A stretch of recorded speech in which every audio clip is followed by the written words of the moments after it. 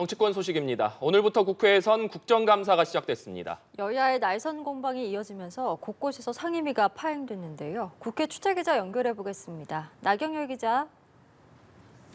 네, 윤석열 정부 출범 이후 첫 국회 국정감사가 시작됐습니다. 14개 상임위원회가 정부 주요 부처 등 783개 기관을 대상으로 3주간 국정감사를 실시하게 되는데요.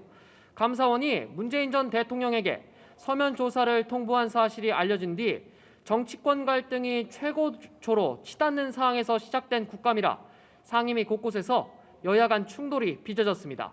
특히 윤석열 대통령의 해외 순방 논란을 다루는 외교통일위원회는 오늘 오전 30분 만에 정회했는데요. 민주당은 국회에서 해임 건의안이 처리된 박진 외교부 장관이 피감기관장 자격이 없다며 퇴장을 요구했고, 국민의힘은 구속력 없는 사안이라고 맞받았습니다.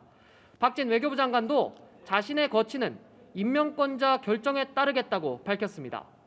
해외 순방 도중 불거진 윤 대통령의 비서고 논란, 한미 정상회담 불발 등을 두고도 공방이 이어지면서 외통위는 파행과 속개가 거듭됐습니다.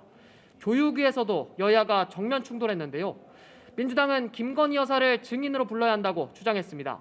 논문 표절 의혹을 재조사해야 한다는 겁니다. 장상윤 교육부 차관은 재조사 계획은 없다고 선을 그었는데, 여당은 조국 전 장관과 이재명 대표의 논문 표절 문제도 다시 따지자며 방어에 나섰습니다. 오전 내내 논문 표절 의혹과 증인 신청을 두고 여야 공방이 이어지면서 교육위에서도 제대로 된 감사는 이뤄지지 못했습니다. 일각에선 이번 국감이 정책이 아니라 정쟁 국감이 되는 것 아니냐는 우려도 나옵니다. 감사원이 문재인 전 대통령에게 서면 조사를 통보한 것을 놓고도 여야가 충돌을 했는데요. 오늘 국감장에서도 격렬한 공방이 오갔다고요? 네, 그렇습니다. 감사원이 문 전 대통령에게 서면 조사를 통보한 사실이 알려진 뒤 여야는 연일 강하게 맞붙고 있는데요. 특히 야당 분위기가 격양돼 있습니다. 민주당은 감사권 남용, 정치 보복, 야당 탄압이라며 강하게 반발하고 있는데요. 이재명 대표는 윤석열 정부가 국민이 위임한 권력을 야당 탄압에 총동원하고 있다, 이렇게 지적했습니다. 독재 정권처럼 공포 정치에 나섰다며 윤석열 대통령을 향해 자신을 되돌아보라, 지금의 칼날이 스스로에게 되돌아갈 것이란 점을 잊지 말라고 경고했습니다.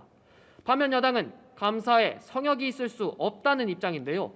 주호영 원내대표는 서면 조사 통보를 받은 문 전 대통령이 불쾌감을 숨기지 않았다는 점에 대해 과민 반응이라고 했습니다. 여야의 신경전은 국회 법사위로 번졌습니다. 민주당은 이번 감사의 최종 목표는 문 전 대통령 망신 주기라고 했고, 국민의힘은 전직 대통령이라고 예우할 게 아니라 피조사자로 다뤄야 한다고 주장했습니다. 문 전 대통령에 대한 감사는 이번 국감 기간 내내 논란이 될 것으로 보입니다. 지금까지 국회에서 전해드렸습니다.